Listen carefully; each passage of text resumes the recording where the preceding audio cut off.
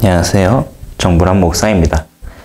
오늘 우리가 살펴볼 본문은 처음 시작부터 끝까지 여호와 하나님을 향한 찬양과 경배로 가득 찬 본문입니다. 우리가 오늘 본문을 살펴보며 찬양과 영광받기 합당하신 하나님을 우리는 볼 수 있습니다. 사실 시편 29편의 의미를 이해하는 것은 좀 쉽지 않습니다.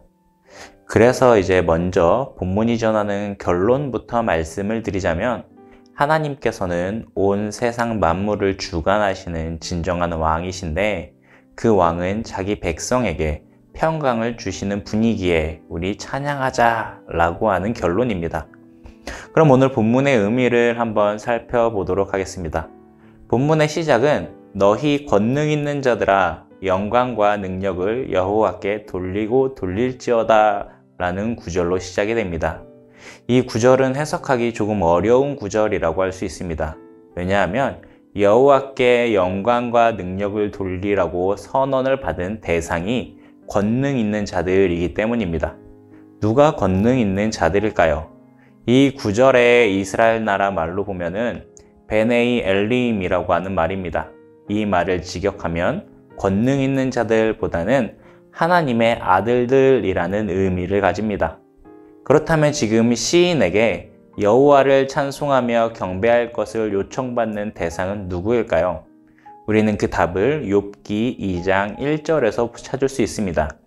욥기 2장 1절을 보면 천상회의하는 장면이 나오는데, 여호와 앞에 하나님의 아들들과 사탄이 서 있는 장면을 보게 됩니다.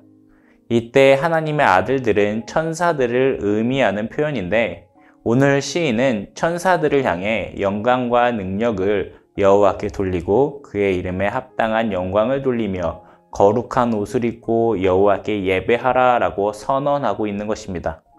왜 시인은 천사들을 향해서 여호와께 영광을 돌리며 예배하라 라고 선언하고 있을까요?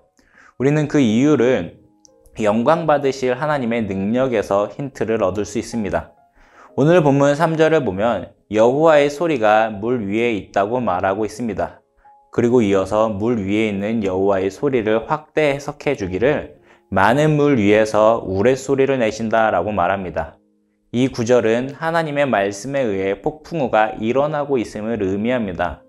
또 본문 5절과 6절에서 나타나는 레바논과 시리온이라고 하는 지명을 봐서는 아마도 지금 시인이 말하고 있는 물 위란 지중해를 의미하고 있으며, 지중해로부터 하나님께서 폭풍우를 주관하고 계심을 묘사하고 있습니다.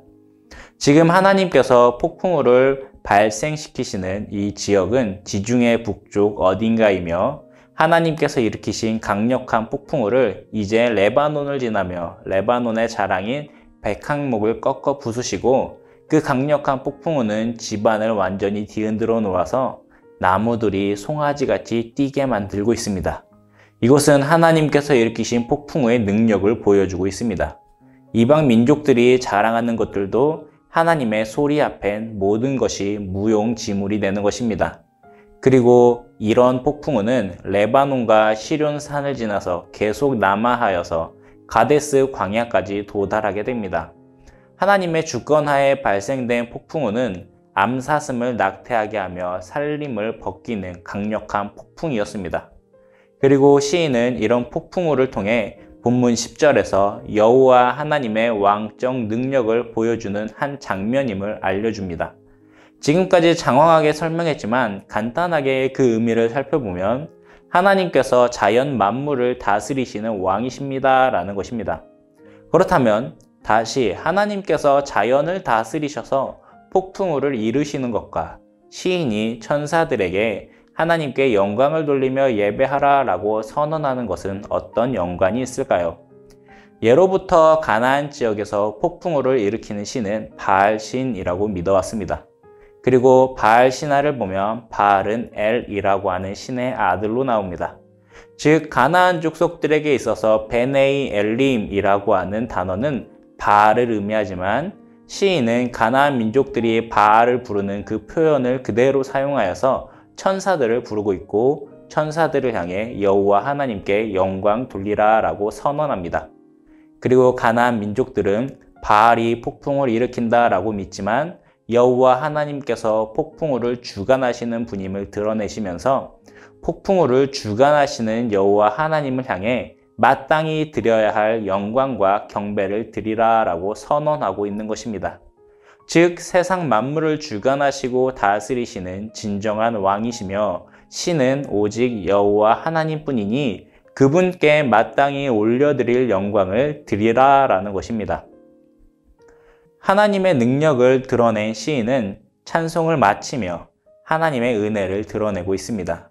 본문 11절을 보면 자연 만물을 다스리시고 주관하시는 하나님께서 자기 백성에게 힘을 주시는 분이시며 자기 백성에게 평강의 복을 주시는 분이다 라고 밝힙니다. 오늘 본문의 찬송을 통해 드러내고 높이고 있는 것은 자연 만물의 주권자 되시는 하나님께서 자신이 가지고 있는 능력과 힘을 통해 자기의 백성에게 힘을 주시고 평강의 복을 주신다라고 하는 사실을 찬양하고 있습니다. 그리고 동시에 바알을 숭배하는 우상 숭배자들에게 진정으로 영광 돌리며 예배해야 할 분은 오직 하나님뿐임을 드러내고 있는 것입니다. 성도 여러분, 오늘 본문을 통해 우리가 하나님께 영광을 돌려드리며 경배해야 할 이유를 우리는 발견하게 됩니다. 온 만물을 통치하시고 다스리시는 하나님께서 그의 능력을 사용하셔서 우리에게 힘을 주시며 평강의 복을 주시기에 우리는 모든 영광을 하나님께 올려드리며 그분을 경배하고 찬양해야 하는 것입니다. 하나님께서는 우리 각자의 삶에 깊이 개입하셔서 우리에게 힘과 평강을 주십니다. 바알이 폭풍우를 주관한다고 믿어왔던 이방 민족들에게 강한 폭풍을 보내셔서 하나님께서 세상을 주관하시는 왕이심을 보여주십니다. 레바논이 자랑하는 백향목을 꺾으시고 레바논과 시륜산의 지반을 뒤흔들어서 들송아지처럼 뛰게 하시는 것처럼 세상이 자랑하는 것들을 꺾으시고 뒤집어 놓으사 하나님의 영광을 보게 하십니다. 바알이 폭풍우를 주관한다고 믿어왔던 이방 민족들의 그릇됨을 드러내신 것처럼 오직 여호와 하나님께서 왕으로 자정하사 세상을 주관하신다는 것을 오늘 본문을 통해 보게 됩니다. 그래서 하나님께서는 왕으로서 자정하셔서 자기 백성을 지키시고 보호하시며 평강을 누리게 하시는 분입니다. 성도 여러분, 혹시 마음에 평강이 없으십니까? 그렇다면 여호와 하나님께서 온 세계를 다스리시고 계심을 확신하시기 바랍니다. 우리의 왕은 온 세상을 다스리시며 우리에게 평강을 주십니다. 또 평강을 누리고 계십니까?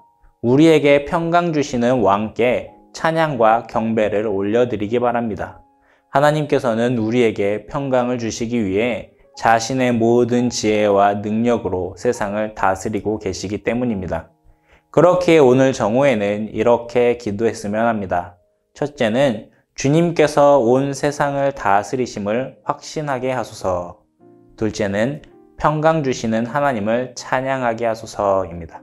감사합니다.